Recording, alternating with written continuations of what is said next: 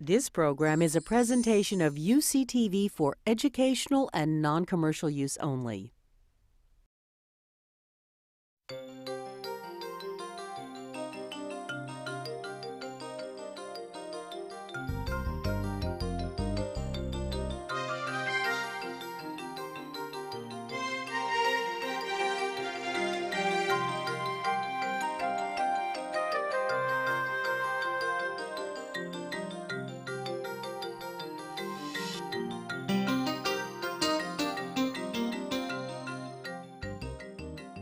Today's most familiar model of the university remains that of Kerr's version of the multiversity as it emerged in the post-war era. That university is essentially the product of the alliance forged between government funding and university research, of the Cold War and the conviction that research and training could strengthen America's competitive position, of the GI Bill and its transforming effects on the college population, of the baby boom, of the economic boom of the 1960s, of the women's and civil rights movements, of the quickening expansion of knowledge and of new technologies, of the impact of globalization and of economic competition. The growth and proliferation of higher education in the immediate post-war period were rooted in an exuberant faith in what education might do to expand the promise of a more truly democratic society, one that would open an inclusive access to higher education for more and more young people in order to ensure a genuine meritocracy, one in which what were called the endless frontiers of knowledge and its discovery would push ahead to the benefit of all. Teaching and research would go hand in hand to strengthen the potential of higher education, a potential to be realized in practical as well as intellectual contributions, offering powerful support to the health and progress of the larger society. Indeed, things were so exuberant that a British visitor wrote home that higher education is booming in America. The gross national mind is growing together with the gross national product. Now, between that time, so often cited as the golden age of the American university, and our time, much has happened to dim the brightest hopes and to complicate the many questions surrounding our universities. Since the later 60s, and partly in consequence of the critiques and movements that then affected higher education and the public's view of higher education, there has arisen a widespread skepticism and often cynicism about institutions and their promises.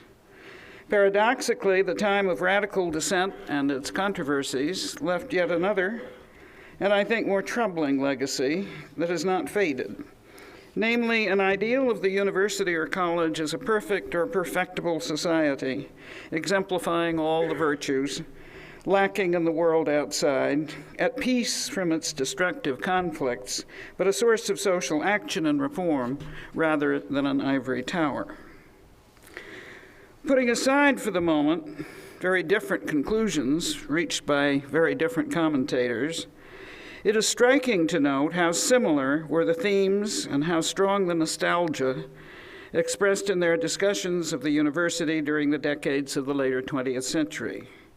Those decades saw a huge outpouring of criticism launched against contemporary higher education, and also controversy over the directions in which it was seen to be heading. They were marked also by a recurrent sense of crisis emanating above all from a series of economic downturns, from the vagaries of federal support for science and for financial aid, from demographic projections that forecast a significant decline that would take place in future college populations, and from concerns about the costs and effects of increased regulation, federal regulation. Now, the 60s played a dual role in all of this. One part was taken by the image and legacy, or the various interpreted legacies, of the era of student protest. The other offered an idealized picture of the golden age of the research university, a time to which each succeeding decade with its burden of problems was compared and found wanting. The memory of campus conflict associated with the 60s later 60s and early 70s, left a strong imprint on the controversies that followed. In many cases, faculty divisions that had sprung up in that era continued for a considerable period to affect the internal academic politics of their institutions. For those who saw radical activism and the institutional responses it provoked as threatening to the core values and goals of universities, the fear that these had been compromised, perhaps beyond any possibility of restoration, became a rallying cry for an assault on what they saw as an alien academic culture transformed by a new irrationalism, an extreme politicization, and a repudiation of intellectual standards. To choose one famous example, Alan Bloom's Closing of the American Mind is in essence a reflection on the period of student activism at Cornell. That's really what that book is about. An institution that he believed had capitulated to the worst features of a destructive movement. His thinking about universities remained always shaped by his experience there, just as his emotional attachment to the Hutchins College remained the foundation for his view of what higher education had once been and still could be. Other critics that followed him, tended also to see the later 60s as the turning point in the decline of American education and culture, and to bemoan the passing of a tradition of general education rooted in the classic texts, achievements, and ideas of Western civilization. And while it may seem very difficult to argue that such intellectual trends as deconstructionism, which was the bane of these critics, had anything directly to do with sit-ins and all the rest, they saw those developments, together with the emerging curricula of multicultural and gender studies and the attention to policies having to do with affirmative action and to such matters as speech and its regulation on campus, as parts of a larger phenomenon that had found its origin in the politics of the 60s. That was one broad interpretation of the critics of higher education in the succeeding period.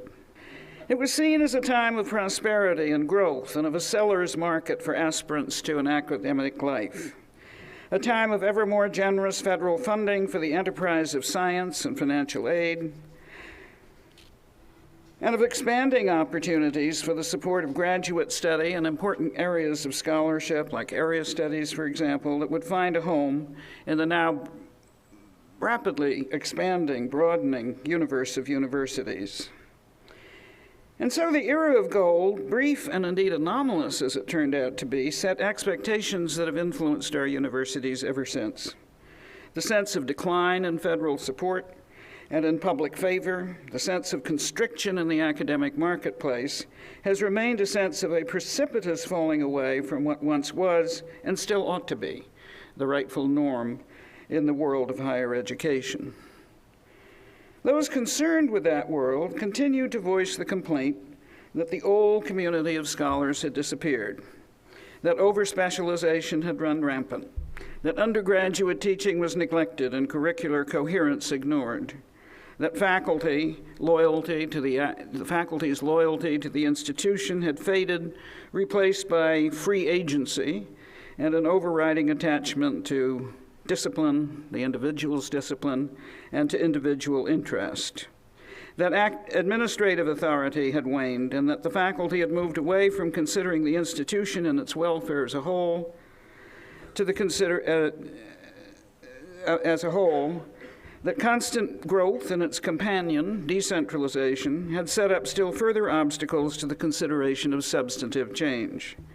Such change, it was agreed in all those decades, was needed in order to respond to the critical fact that available resources could not continue to keep pace with the expansion of knowledge and its technologies and capital requirements, or with the accelerating growth in the university's functions and programs.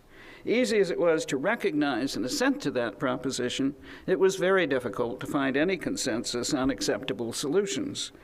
And the dynamic of growth moved inexorably on, while the ambitions and expectations of a thriving academic culture remained basically unaltered. Those were decades also, of course, of major controversies over affirmative action, over the educational value of diversity and the definition of such diversity, over the issues of political correctness and politicization in the university, and over the social responsibilities of universities in matters ranging from investment policy to the reform of public and elementary and secondary education, from supporting economic development in local and regional communities to providing social services. To read the literature on higher education over the past 40 years is to discover a terrifying rhetoric of perpetual alarm and imminent catastrophe. The language of crisis, which one hears over and over again, was applied to many larger trends as well as to specific events or conditions: cyclical economic pressures, problems of the relation between government and universities and between universities and industry, diagnoses of educational failure, deeply polarized positions on the quality and direction of education, and the relative priorities of teaching and research. Arguments about whether the academy had become dangerously politicized, divergent views on multiculturalism, postmodernism, and other intellectual trends, divisions over the principles and policies that should guide broadened access to higher education, concerns about accountability. For some, the crisis of the university had to do with the prospects for supporting its ever more expensive ambitions for program and infrastructure. For others, with whether the university had lost its animating spirit, its intellectual and educational moorings. Now today, of course, we hear again the terrifying language of crisis and the thought of imminent catastrophe. And today, of course, economic crisis has taken the forefront, and in a way that makes earlier downturns and their results seem almost modest. It is useful to recall that the gloomiest forecasts of the later 20th century have never been realized, certainly never exactly, and that our actually very robust system of higher education has regularly survived the crises that in their time appeared so desperate. But of course that truth affords no clear lesson for the present, and should certainly not encourage us to sit back and anticipate an ultimate return to the status quo. We should not be repeating the great insight of that great ball player, Mr. Quisenberry, who said, "I have seen the future and it is much like the present, only longer." It is naturally tempting to take the option of muddling through, of dealing with immediate problems, which certainly are hard enough, and of making some adjustments at the margins while assuming that in general things will revert to their normal state. But that will scarcely offer long-term health. In important ways, the questions raised by current economic circumstances serve to expose and force us to confront longer existing issues that have been building over all those past decades. Ideally, responding to the pressures of today should mandate a serious assessment of and engagement in these issues with a goal of bringing about constructive choices and commitments designed to guide the defining goals of an institution. To pursue that strategy is to embark on a complex and indeed very difficult process that cannot, of course, produce sudden or comprehensive change, but that can set a direction for the long term. One needs to remember the old Chinese proverb that 2 leaps per chasm is fatal, and take the chasm 1 leap at a time. Now, the questions being raised today have to do with whether universities can in fact survive in their current form, whether the costs of education have mounted out of control, whether investment in higher education can be measured in terms of its outcomes, and if so, whether the investment is worthwhile or properly targeted, whether university research is providing the social and economic benefits that are needed in the world, whether current programs of higher education are training students in the skills and forms of expertise required for the future. Not surprisingly, emphasis has shifted still more acutely to higher education's responsibilities for professional and vocational training, and further away, alas, from the liberal arts. Public perceptions of universities seem little affected by what universities say about themselves, although universities always believe that if they just got the word out there some more, everyone would understand. And this is a constant effort, and one that is well worth making, but not one that we should believe will in some way transform that public view. Anyone will give you, any day, his or her conclusive views about what is wrong with higher education at the drop of a hat. Everybody has a view about that. And this is, of course, a subject on which everyone is an expert, and that expertise is likely to focus less on the strengths than on the problems of our institutions, and so to project a certain gloom. And so will I. I'm about to project a certain gloom, but not, I assure you, because I have no confidence in the health of our universities, but because on occasions like this one talks about the problems, as indeed we are doing, both inside and outside this auditorium every day these days. Now, as the tide of indignation over tuition costs continues to mount, we witness every day the difficulty of explaining, let alone justifying, their steady increase, as also of clarifying the nature and function of university endowments and how they can be used. These issues command attention in the media every day, and they've also come to command a very visible position that will not soon fade on the congressional agenda in Washington. So I think that we're in for a good long period of that kind of congressional scrutiny, which is perhaps exemplified above all by Senator Grassley, but which is certainly present in the Congress at present. Discussions in the media tend to treat higher education as though it were a single entity, a single thing called higher education, and to identify it heavily with collegiate education per se. Therefore, research universities are treated as though they were colleges, primarily. And the notion of the research university and what else goes on in the research university tends to be subordinated to this notion that they are places for undergraduate teaching. Such accounts often describe research and graduate education as though they were forms of faculty self-indulgence that stand in the way of a sufficient commitment to undergraduate instruction. They take up the widespread belief that teaching is subordinated to research, that faculty fail to take teaching seriously or do enough of it or do it effectively, that vocationalism and careerism have triumphed at the expense of liberal education. And yet there are also allegations from the other side that undergraduate education is too little concerned with useful learning of the sort that might bring social or professional benefit.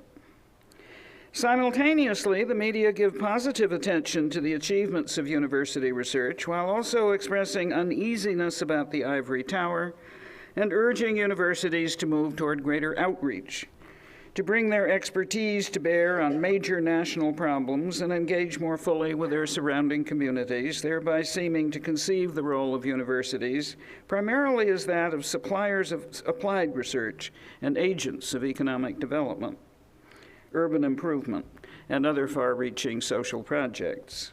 The expectations for what universities can do and should be doing have climbed to ever greater heights, even as the sense of constricted resources and excessive commitments overshadows their lives. The forces of consumerism, too, are on the rise, fueling new levels of expectation for the programs, services, and amenities that institutions should provide.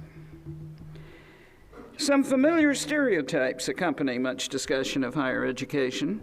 For example, the suspicion that tenure is just a kind of job security, exempting its holders from having to work very hard, or that academic governance is specifically designed as an obstruction to any change in a complacent status quo, or that universities are wasteful, inefficient, badly managed organizations.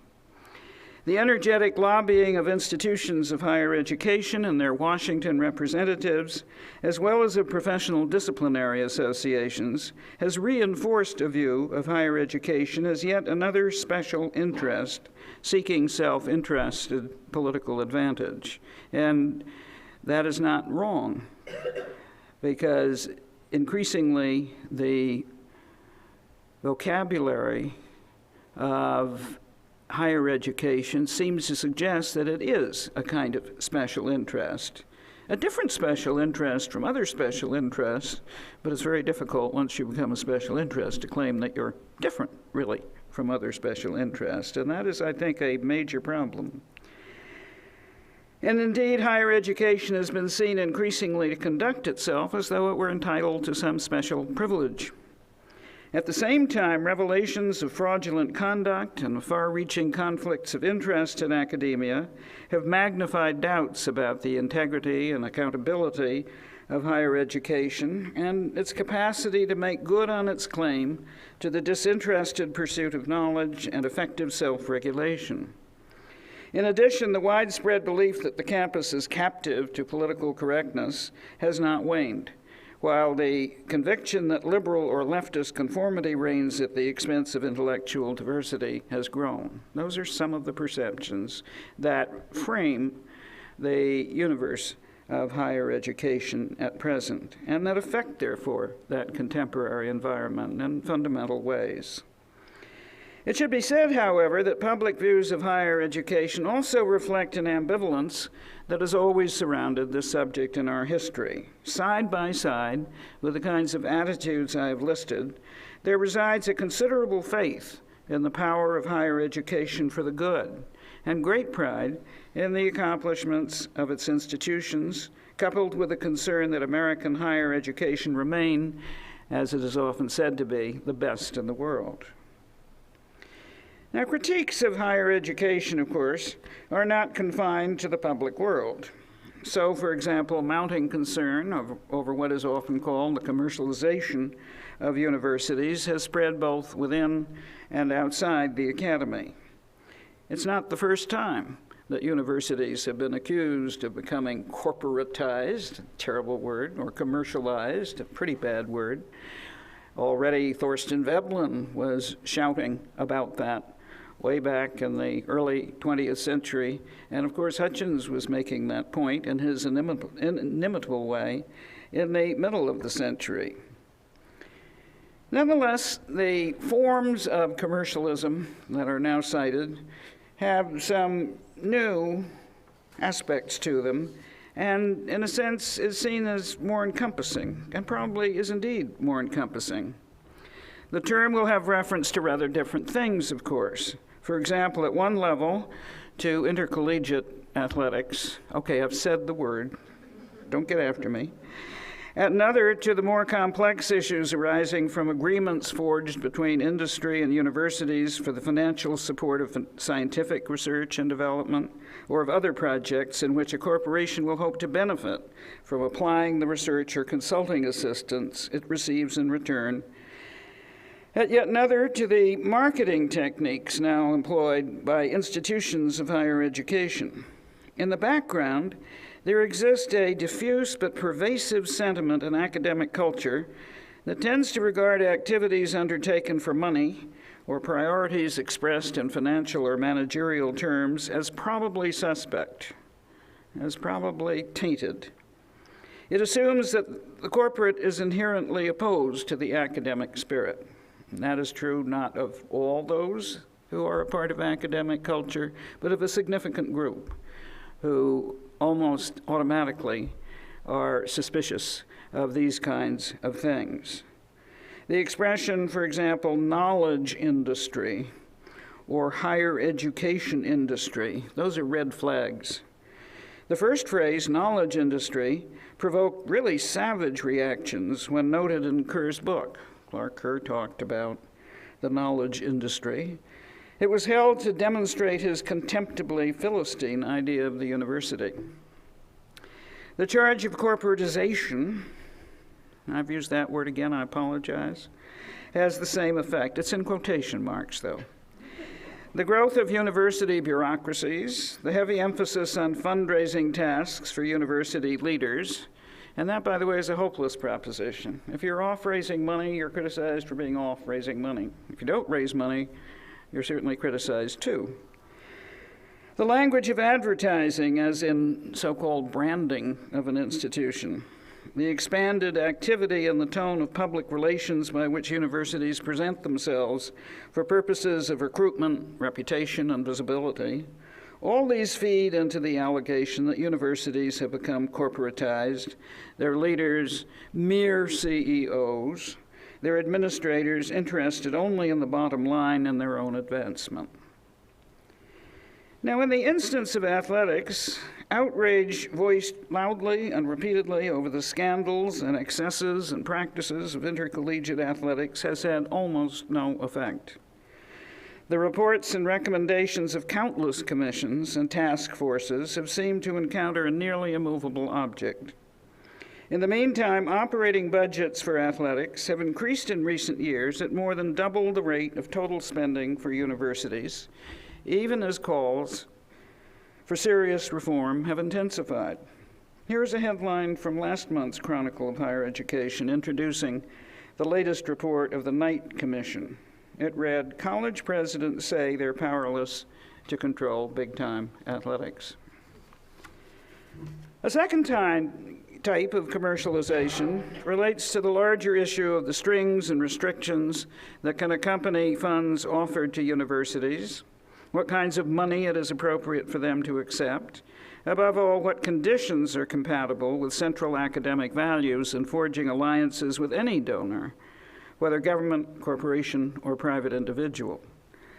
The specific questions related to university-industry partnerships go directly, of course, to the fear that the requirements of a for-profit corporation will be at odds with the academic code of free and open intellectual inquiry in teaching and research.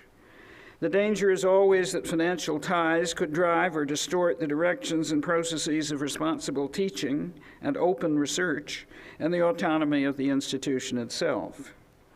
For critics at one extreme, the rising number of alliances between researchers, their universities, and industry reflects a preoccupation on the part of universities with raising money at all costs and by methods fraught with danger to academic integrity and intellectual openness, with rewarding a style of entrepreneurship inconsistent with academic commitment, with taking on corporate as opposed to academic values, and to subordinating the goals of the university to the bottom line.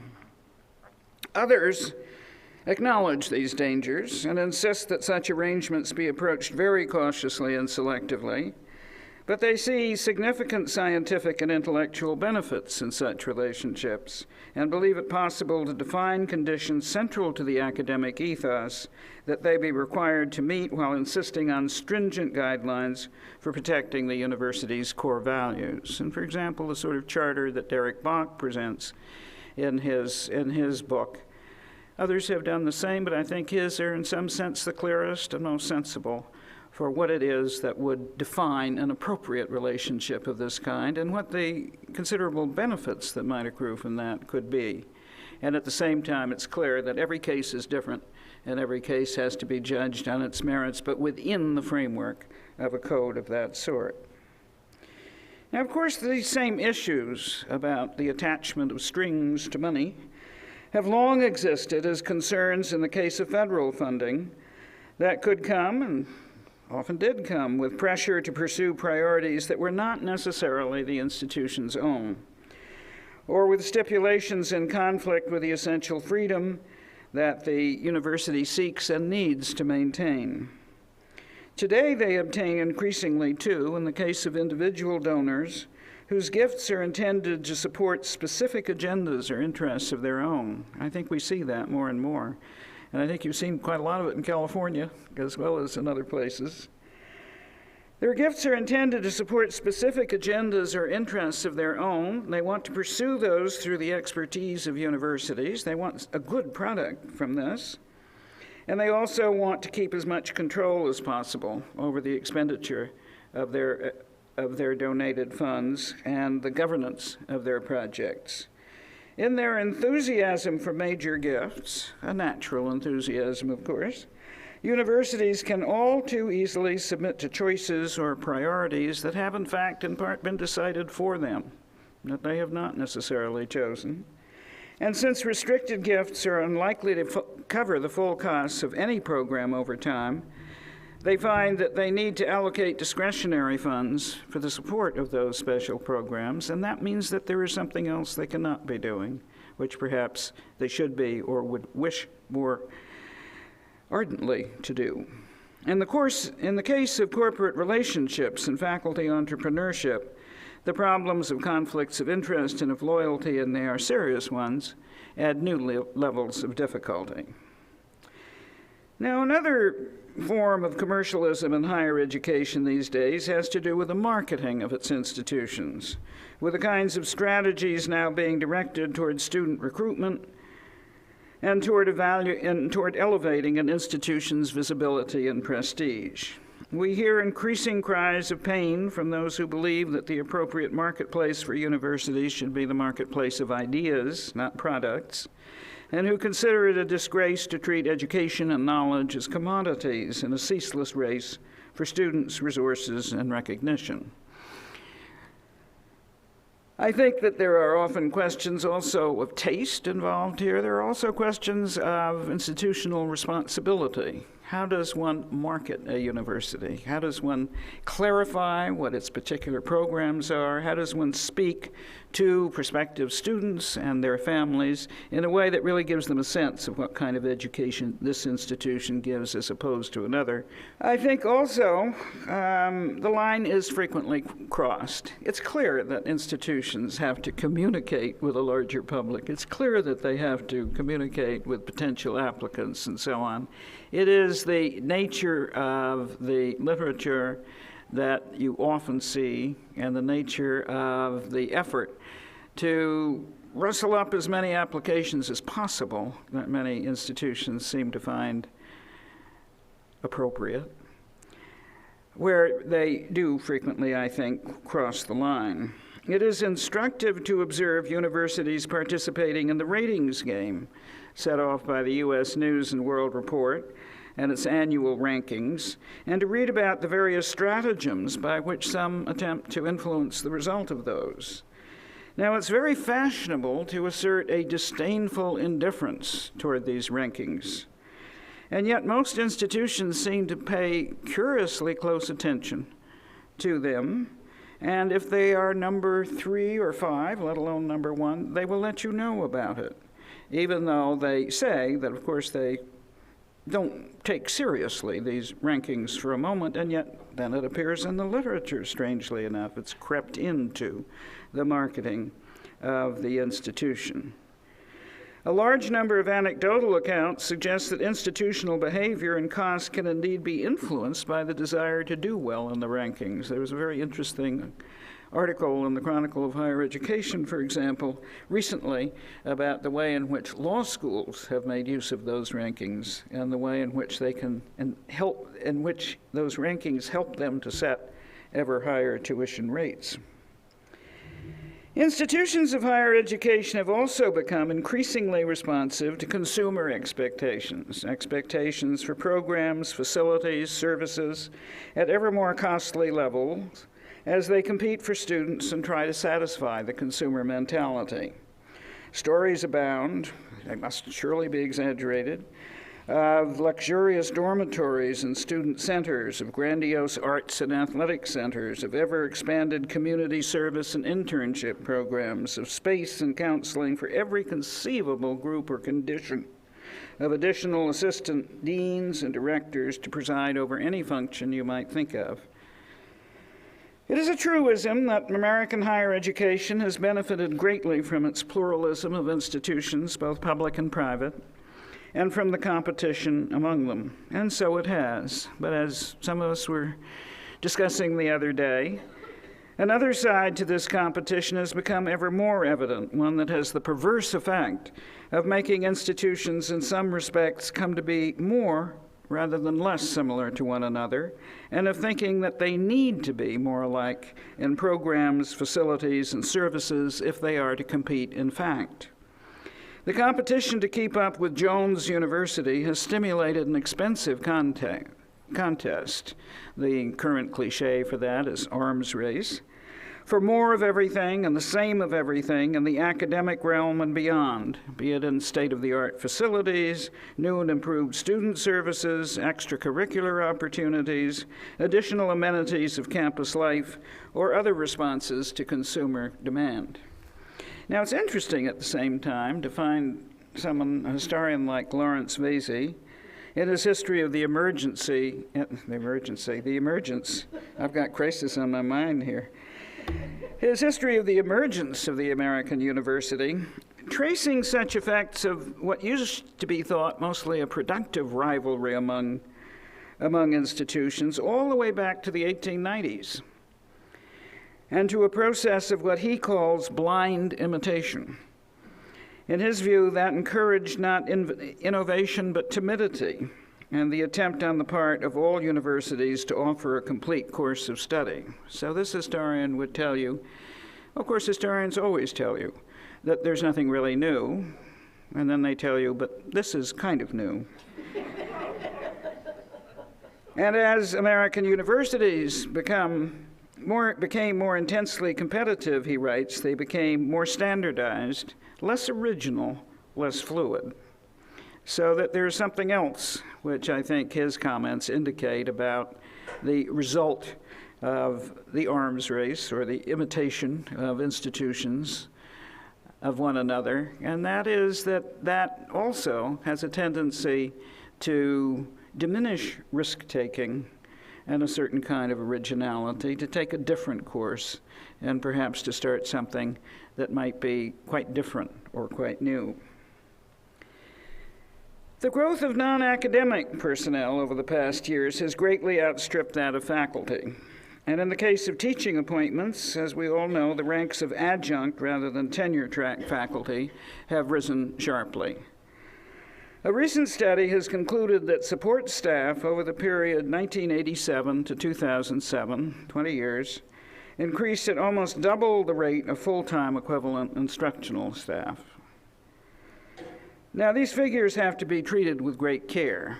I mean, people can use these statistics in different ways. You know, the old saw about statistics, about the drunk leaning against a lamppost. He uses it for support rather than illumination.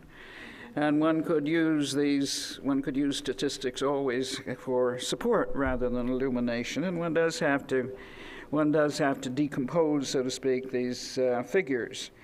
Some significant portion of this growth has obviously to do with greater attention devoted to student recruitment and services, public relations and development, as well as with the creation of offices to handle expanded counseling of all sorts, study abroad, various kinds of community service, and deference, various forms of deference to consumer desires. Administrative functions everywhere have multiplied, in part because of new obligations imposed on universities through law and regulation, in part to manage new programs, building construction and maintenance, systems of information technology, and to support a variety of ever more complex benefits and support services that universities are obligated to support. Administration, however, also has a tendency to grow because there's always something more that could be done, or that is being demanded for some special, sometimes alas merely symbolic or even redundant purpose. And the institution wants to show its goodwill and its respect for the concern that a particular group or a particular department or a particular organization within the university show its concern and respect for them by appointing yet another assistant dean or office with a director or whatever it might be, in order to show their concern for that and their care for that particular interest. Now, of course, the growth of the non-faculty population is also, in very large part, tied directly to academic priorities and ventures.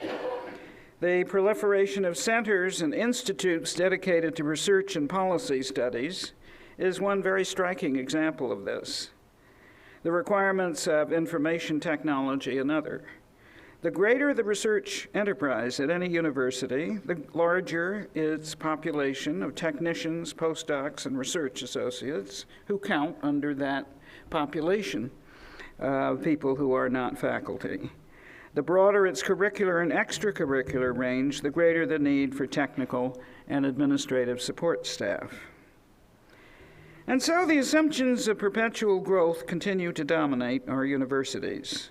We must, of course, keep up with the growth of knowledge and developing methods of inquiry, We quite rightly want to keep strengthening the quality of the university's work in every area that we cover, even as we are well aware that good ideas and high ambitions will inevitably outnumber the resources available at any given time, even to the wealthiest institutions.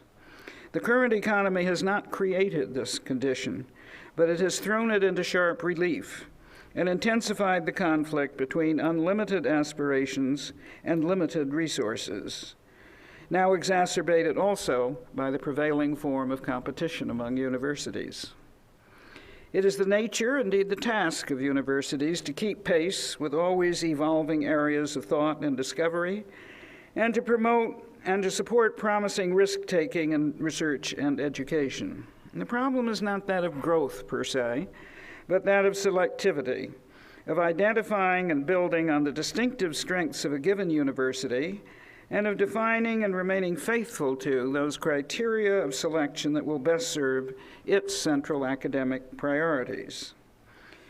All specific choices, as opposed to the guidelines for their assessment, can scarcely, of course, be planned in advance. There has to be great flexibility. It is essential to be open and responsive to unanticipated new directions and opportunities. Some, of course, will simply emerge out of the blue, and the progress of the various forms of knowledge is not one that can be planned in advance. And selectivity does not, of course, rest entirely on the university's own initiative. Some things simply cannot be afforded or supported. Others present themselves opportunistically. The question of who does the selecting in our decentralized environment can be complex. Many choices are being made in decentralized units as departments decide that this is going to be their direction rather than that, for example, and the accumulation of such choices has a great deal to do with then setting the intellectual character of the institution as a whole. The question of locating authority for setting priorities becomes even more difficult, and that of concluding what to do without. What is it that we will do without becomes almost impossible. And while collegial processes and shared governance have always to be involved in making academic decisions, extended consultation and endless study will often preempt clear decisions. Whoever it was who said that careful consideration is the best known defense against change was probably talking about academic governance. Our well-known reluctance even to consider doing without an existing program springs from a kind of senatorial courtesy or dread over confronting the hard politics of such deliberations, as well as from the quite reasonable argument often that academic fields, after all, necessarily relate to and reinforce one another, so that to pull one thread would be to destroy the fabric or to unravel the whole. In the end, however, the result of trying to do all things or too many things will only result in weak, increasingly weak, or inadequately supported enterprises lacking in critical mass and quality. New programs generally come as additions, not replacements. Their costs in terms of additional people, space, and services are usually underestimated. The still more significant potential cost, which may be that doing this will mean there is something else one cannot do, is rarely weighed in sufficient depth, and the pain of making hard trade-offs is sidestepped. The most important consideration that should obtain in looking to the long term, namely, what relation a project might have to the principal academic priorities and strengths of the university, may be deflected by immediate pressures to decide on a particular grant proposal or an attractive opportunity. As somebody once said, it is the case that the more complicated a problem, however complicated a problem, if you look at it in the right way, it becomes more complicated, and this is surely one of them. There are then many drivers of growth for universities, some theoretically very much under their control, others far less so. The underlying dynamic that universities cannot influence arises from the inherent character and accelerating pace of the investigation and learning for whose purposes they exist. That momentum and its cost can be at work in the sciences above all, but it is not true only of the sciences. Each stage of discovery leads to a next that requires more resources, more capital outlays, more sophisticated technologies, more highly trained professionals. Each stage becomes more expensive, as do the state-of-the-art scientific education and training that follow, and as do the requirements for future infrastructure. Universities have been assuming a higher proportion of the total costs of scientific research than they once did, and it is a real question whether they can sustain such continuing commitments across the whole spectrum of specializations they now support, each individual institution supporting all, and whether those are already coming at the expense of other academic areas. As it is, there is anxiety over what is perceived as a widening distance between the sciences and other disciplines, those of the humanities in particular. And there is a prevalent fear that both resources and regard for the so-called softer non-scientific fields are in decline. Some other important elements in the situation and outlook of the contemporary university include the changing role and spiraling costs of libraries, the issue of investments in technology for purposes of education and scholarship are movers in the equation and in the momentum of institutional growth. The broadly accepted goal of creating fuller access to higher education for all, combined with rising levels of tuition, the competition for students, and financial setbacks, means finding ways to fund and manage fast-rising rates of financial aid, which inevitably need to consume a still larger portion of one's resources. And despite the very high quality of a great deal of undergraduate instruction, the prestige of such teaching vis-a-vis research and research universities has continued to decline, I think, and more of that teaching is performed by part-time instructors not on the tenure track. This long-standing concern in the history of universities calls for renewed vigilance. I have the impression also that the vigor of internal faculty governance at the university level, not at Berkeley, of course, has atrophied somewhat as faculty live increasingly within their departments, and now also in the mounting number of semi-autonomous institutes and centers that have become the coin of the academic realm. In the old days, everybody wanted to have more appointments. Now everybody wants a center or an institute. At the upper reaches of the academic profession, the styles of free agency and independent entrepreneurship have become ever more pronounced. And so the sense of widening disparities between the more and less prosperous has grown, both as between institutions in general, between public and private, and also internally within different parts of the same institution. We have seen how frequently over the past decades it has been alleged that universities have lost a once flourishing intellectual community. These same times have witnessed the rise of a communitarian ideal that conceives the campus as ideally a model community in its social values and in its practices and policies. The problems with this view, I think, are manifold. First, it is a view of an academic community that values harmony and inoffensiveness, and thus a certain conformity, above the discomforts of contentiousness inherent in intellectual debates. Secondly, it dilutes and distracts from what should be the overriding imperatives of education and research in taking on tasks and activities that academic institutions are not primarily equipped or necessarily competent to perform. Finally, it implies that the university as such is an agent of social change with a corporate role of advocacy in its relation to the social order. Education is not meant to make people comfortable. It is meant to make them think. Universities should be expected to provide the conditions within which hard thought, and therefore strong disagreement, independent judgment, and hence the questioning of stubborn assumptions, can flourish in an environment of the greatest freedom. They should, of course, encourage civility and discipline the truly unruly, but they should be very careful about what is appropriately subject to rule. The tendency to rulemaking, as in the case of speech codes, designed with the best of intentions to avoid unpleasantness and distress, elevates the model of the social community at the expense of the intellectual freedom central to a university's life.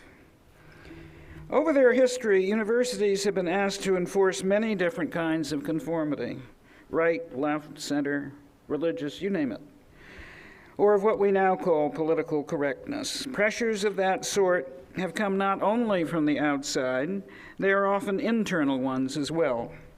They can be explicit, as in the case of rules about speech, or they can be more subtly part of an accepted environment that fosters a certain kind of orthodoxy or sense of limits. Those members of the academy, however well-meaning, who embrace such values in the name of some higher good, will soon find weakened institutions of higher education and eroded conditions of academic freedom, both for the individual and for the university itself. It will also be harder to recognize and act on the principle that universities in their institutional capacity have the obligation to nurture and to respect the differing individual convictions of each member. Universities have increasingly come to be regarded as paternalistic welfare states, whose citizens possess many entitlements.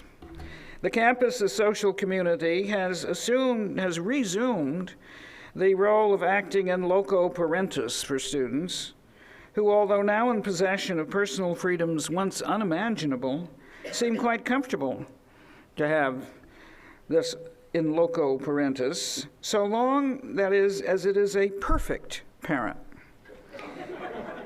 The perfect parent is a generous and indulgent patron who does not set curfews or try to control children's lives, but stands by to protect them from harm and to punish their tormentors.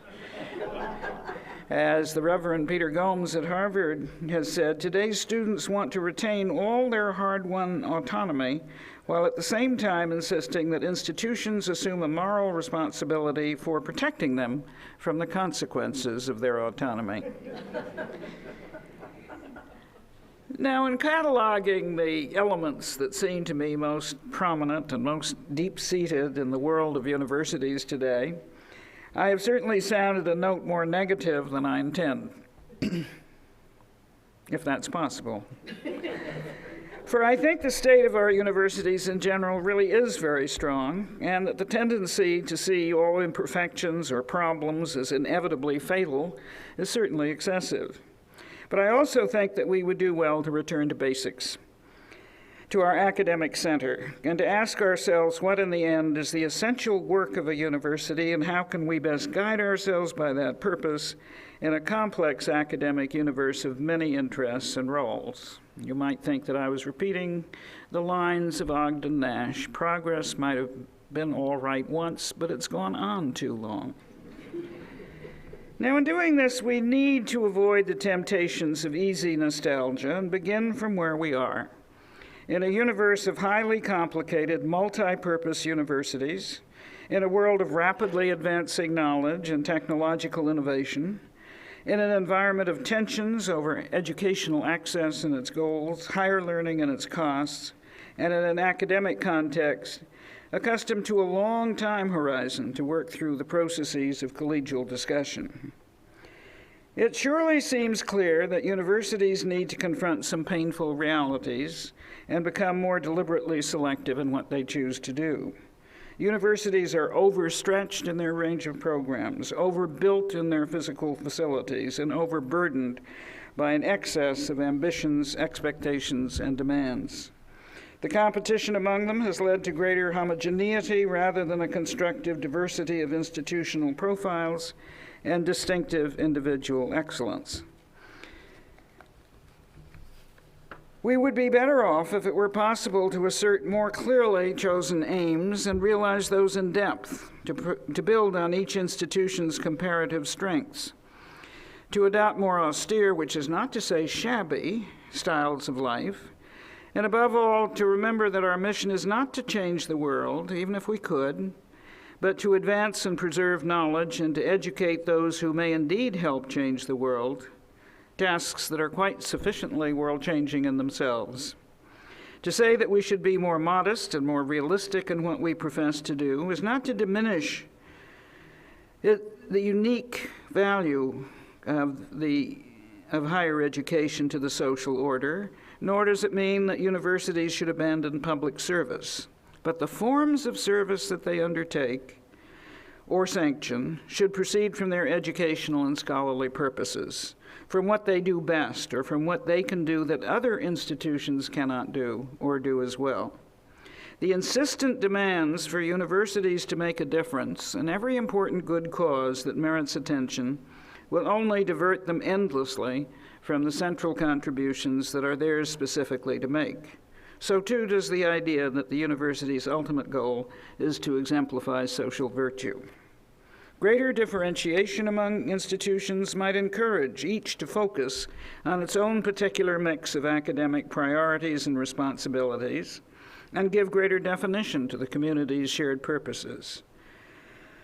It might give some illumination to prospective students' decisions as to where to apply.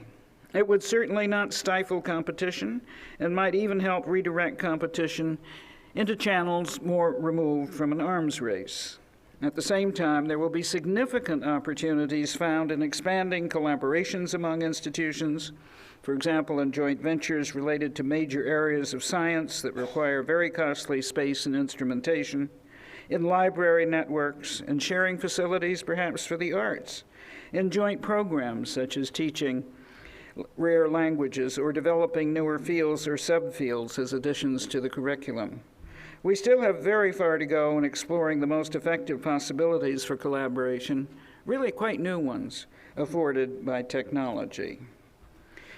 We academics are generally better at the critical diagnoses of other institutions than of our own, and more inclined to urge recommendations for change on others than ourselves.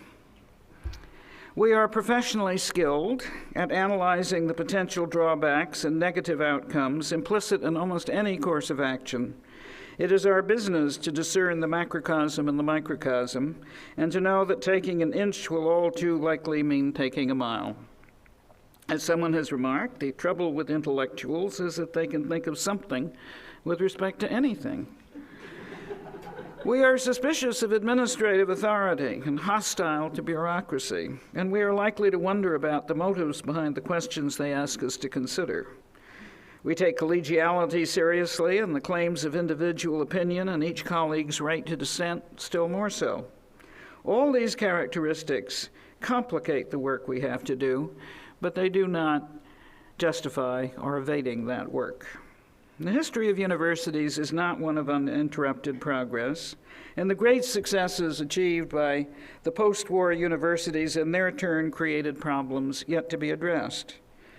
It will take a good dose of realism and an unfaltering commitment to academic imperatives to assess and to rebalance the elements of what I will call the stripped-down university. But that is, I think, where we need to start.